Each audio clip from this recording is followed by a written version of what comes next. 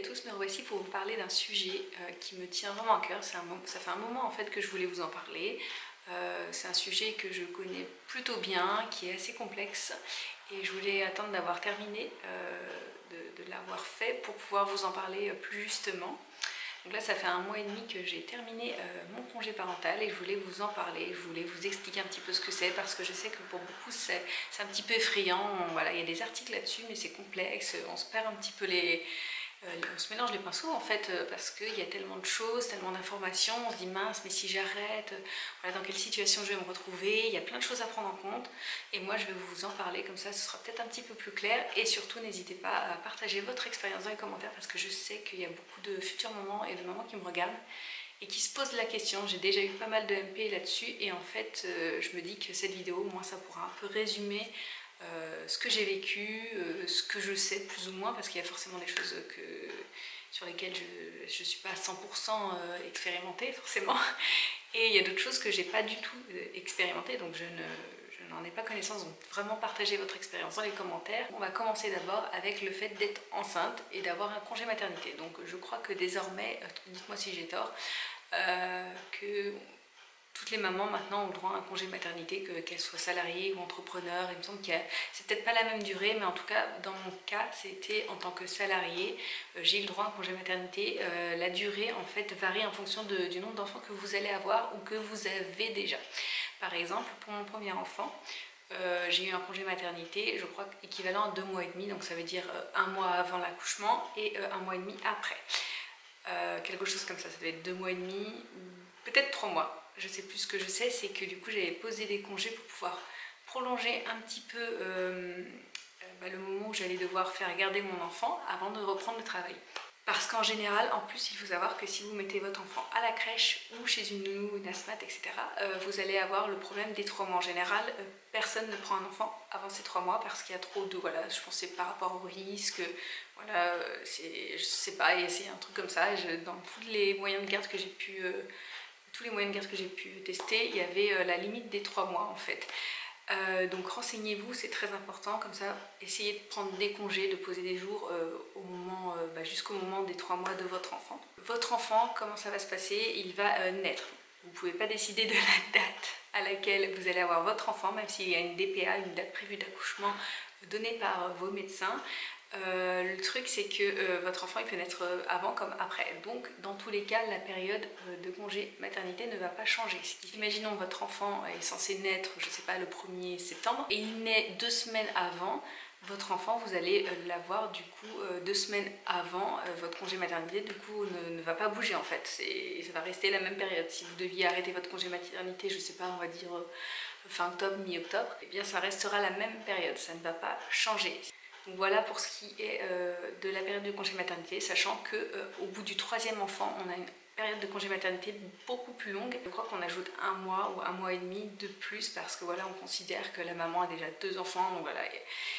Sachant que congé maternité, en tant que salarié, pendant le congé maternité, on garde son salaire, en tout cas une grosse partie du salaire.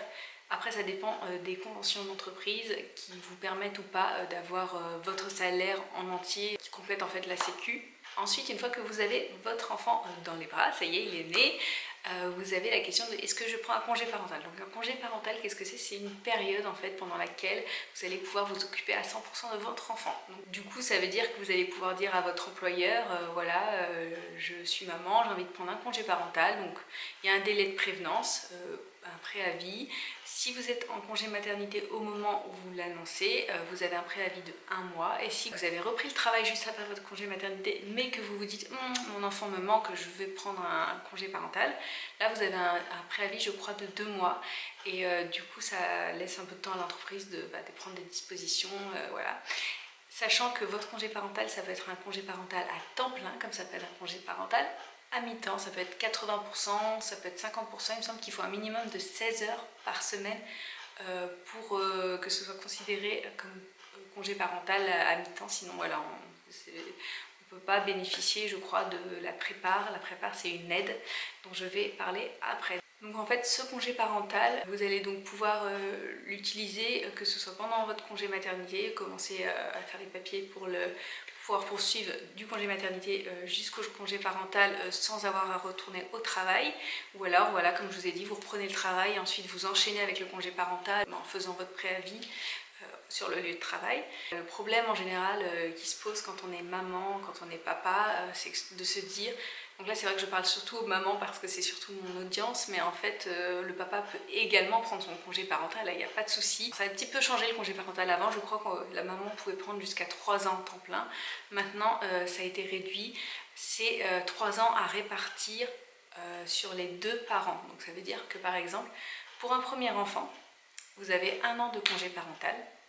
1 an de congé parental, mais pour les 2 parents, ce qui veut dire que vous pouvez diviser en 2 ce congé parental, faire 6 mois la maman, 6 mois le papa. Donc le problème principal en général avec le congé parental, c'est comment on va faire financièrement, parce que financièrement, il faut savoir que vous passez du coup d'un salaire à une indemnisation. Une indemnisation, c'est soit prépare, qui est une aide de la CAF, soit il y a une autre aide également, je ne sais plus le nom, qui permet d'avoir plus d'indemnisation sur une plus courte période. Voilà, donc si vous souhaitez par la suite prolonger votre congé parental, je vous déconseille de prendre cette option parce que du coup après vous n'aurez pas le droit à une aide, une indemnisation en fait de la part de la CAF. Donc le mieux selon moi, après ça dépend des cas, hein, c'est par exemple, premier enfant, vous avez le droit à un congé parental. C'est rare que les parents prennent pour un premier enfant parce qu'en général c'est direct la nounou, on reprend le travail, etc. Mais ça arrive. Ensuite, deuxième enfant, là vous avez le droit à un congé parental d'une durée de 3 ans.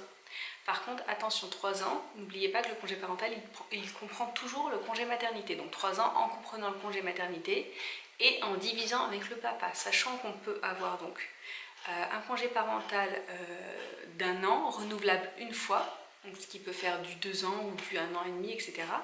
Et ensuite, le papa, il peut prendre 1 an également. Sachant que la durée d'indemnisation ne peut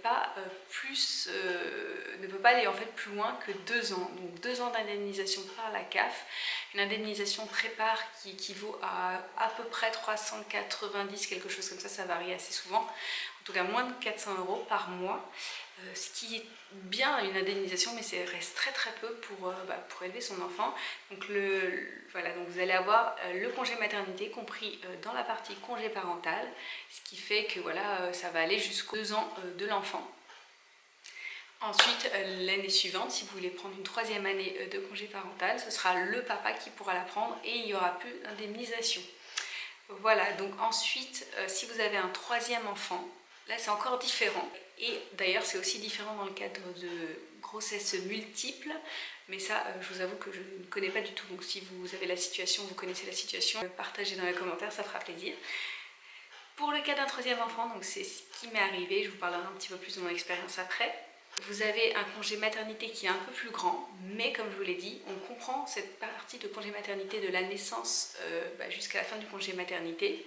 On la prend en compte en fait dans le congé parental. Donc c'est là qu'il ne faut pas se tromper. Ça veut dire que vous avez 2 ans d'indemnisation CAF à hauteur de presque 400 €, un peu moins par mois. Et ensuite, voilà, vous pouvez continuer votre congé parental, vous avez 3 ans, mais c'est papa qui devra prendre le relais. Un petit point quand même pour éclaircir, là c'est quelque chose que j'ai appris sur le tas parce que j'ai posé plein de questions, je me demandais comment ça se passait. Sachez que si vous tombez enceinte pendant votre congé parental et que vous voulez du coup prendre un congé maternité, vous pouvez tout à fait faire ça, c'est-à-dire qu'au lieu de percevoir l'indemnisation pendant cette période de grossesse, vous toucherez votre salaire ou une partie, ça dépend de comment ça se passe par rapport à votre employeur, et ce qui vous permettra voilà, aussi de un peu renflouer les finances. Et puis aussi voilà, l'arrivée d'un bébé c'est quand même un moment assez ça coûte cher quoi, ça amène beaucoup de dépenses, donc voilà, ça permet aussi de préparer l'arrivée du bébé. Voilà, vous prolongez votre congé parental, en fait vous demandez à votre employeur qui ne peut pas refuser de casser votre congé parental, passer en congé maternité, et ensuite vous allez avoir le droit de repasser en congé parental avec votre dernier enfant si vous le souhaitez. Attention, je tiens à préciser ce qui est très important parce que ça je ne savais pas au tout début, c'est que votre congé parental, votre indemnisation, elle commence toujours au 1er du mois. Par exemple, si vous arrêtez votre congé maternité le 15 du mois, ou le 5 du mois et que votre congé parental vous le prolongez directement, par exemple vous arrêtez le congé maternité au 5 novembre, hein, c'est votre date de fin de congé maternité, et que vous voulez entamer votre congé parental au 6 novembre, vous n'allez pas avoir d'indemnisation jusqu'à fin novembre. La prochaine indemnisation sera fin décembre pour les 400 €. Donc là c'est vraiment une chose à prendre en compte parce que ça fait beaucoup de frais à mettre. Enfin, il faut vraiment prévoir ce congé parental et mettre de l'argent de côté parce que c'est vrai que ça fait beaucoup de frais qu'on n'imagine pas. Pareil, si votre congé parental du coup s'arrête au 15, je sais pas, au 15 août, pensez bien à la date de fin de congé parental parce que 15 août, vous n'aurez pas du tout d'indemnisation pour la période d'août. Ça veut dire qu'en fait, votre dernière indemnisation sera fin juillet. Voilà, donc c'est vraiment un point important à prendre en compte que je voulais vraiment repréciser. Donc là, on va passer en fait à les points positifs, en fait, aux points positifs, aux points négatifs. Et ensuite, je vous parlerai un petit peu de mon expérience. Alors déjà, pourquoi on prend un congé parental? Pourquoi on fait ça? Moi, ma raison principale, c'était vraiment de pouvoir profiter de mes enfants quand ils sont bébés, les voir grandir, partager des choses avec eux, faire plein d'activités. Vraiment, c'était vivre un peu en mode un peu plus pas slow life, parce qu'un enfant, je vous en parlerai après, c'est quand même voilà, beaucoup de boulot. Mais voilà, je voulais vraiment profiter de mes enfants au maximum. Ça avait été une frustration, comme je vous le dirai plus tard, pour mon premier enfant de ne pas pouvoir profiter de ça. Et lorsque j'ai eu l'opportunité, mais je l'ai saisie, même si c'était beaucoup de contraintes de l'autre côté, j'étais vraiment heureuse de me dire ah, je peux enfin prendre ce congé parental sur lequel vraiment c'était un rêve en fait pour mon premier enfant. Je m'étais dit ce serait tellement bien que pour le deuxième je puisse avoir un congé parental parce que c'est vraiment quelque chose, une chance qui n'est pas donnée à tout le monde parce que comme je vous l'ai dit, il y a beaucoup de conséquences un peu embêtantes du fait de prendre un congé parental. Donc ça c'était vraiment ma motivation première, c'était pouvoir voir grandir mes enfants. Aussi, hein, quelque chose qui a fait vraiment balancer, qui a fait plus de poids dans la balance, tout simplement quand on est en congé parental, on n'a pas de frais de garde, donc nounou, crèche, ASMAT, etc. Il n'y a pas de frais, donc ça veut dire que c'est un budget, certes, on risque de perdre financièrement par rapport à la perte de salaire, mais voilà, vous n'aurez pas d'argent à sortir par rapport à la garde. Donc là, c'est vraiment quelque chose qui a complètement fait prendre du poids dans la balance par rapport au congé parental et à notre décision du coup de choisir ce mode cette option. C'est parce qu'on savait, comme on voulait en fait des enfants rapprochés, on savait très bien qu'il y aurait des difficultés financières si on avait 2 enfants à faire garder. Il y avait plein de choses comme ça qui nous faisaient nous dire que voilà, c'était une bonne option par rapport aux frais de garde. À ce propos, un autre point positif, c'est qu'on se disait que comme ça on n'aurait pas à courir partout comme ça avait fait pour notre premier enfant, s'organiser pour les horaires, du coup aller chercher l'enfant à la crèche où il y avait aussi pour chercher l'enfant chez la SMAT, oula j'arrive plus à parler. Voilà, c'était en fait pour éviter d'avoir à courir partout, de se dire que c'était beaucoup plus simple professionnellement du coup pour mon mari, de pouvoir se dire que voilà, si le soir il devait rester plus tard ou le matin partir plus tôt. Et du coup il y avait l'option de je suis à la maison, je m'occupe des enfants, voilà, c'est vraiment un point positif.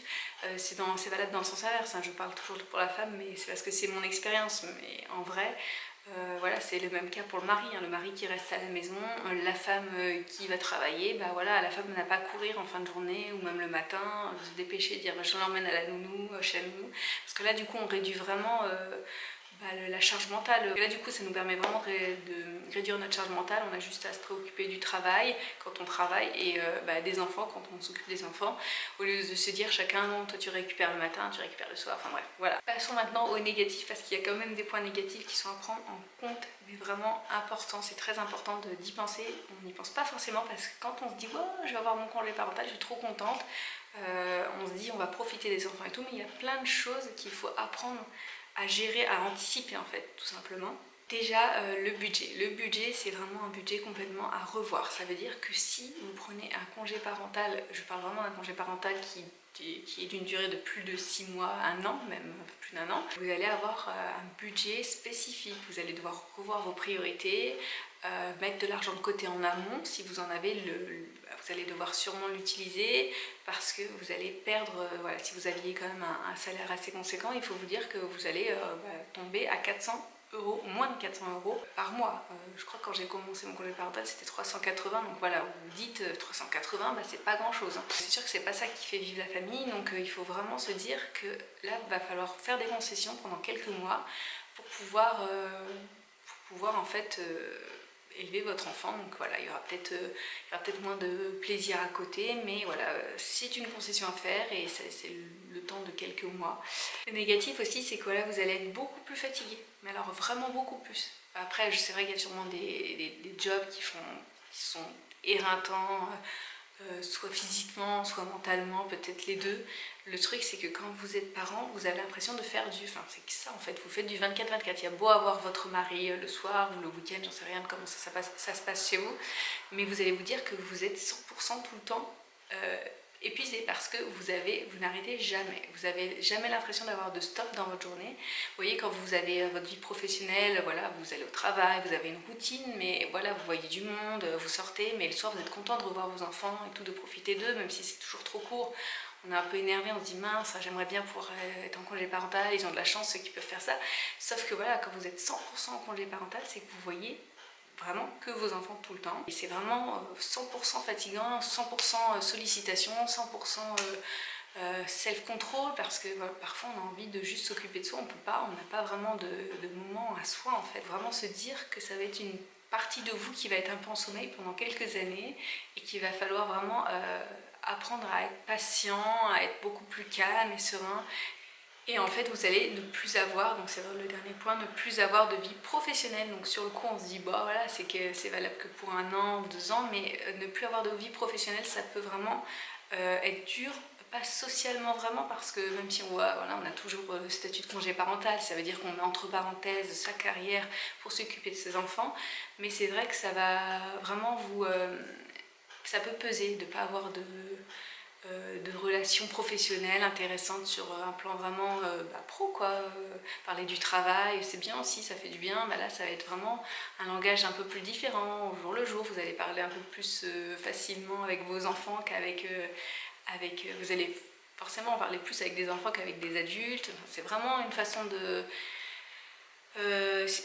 différente du coup, changement de vie radical en fait. Vous allez passer d'une vie beaucoup plus active à une vie un peu plus passive, même si c'est pas vraiment le cas, parce que honnêtement j'ai rarement été autant fatiguée que lorsque j'ai été en congé parental, je peux vous le dire. Donc vraiment prenez en considération ce point là qui est vraiment sous-estimé, même dans ma tête hein, c'était sous-estimé, je me rendais pas compte. C'est très très fatigant. Après c'est vrai que le congé parental n'était pas non plus tout doux et tout light, vu que voilà, il y avait quand même 3 enfants en bas âge, même si quand j'ai eu les 3, voilà, la plus grande était en petite section. Ça a été quand même une période assez sport. Donc, je vais aborder un petit peu maintenant justement mon expérience. La vidéo est assez longue, mais je pense que c'est assez important d'aborder ce sujet pour partage d'expérience. C'est important de savoir comment ça se passe chez les autres.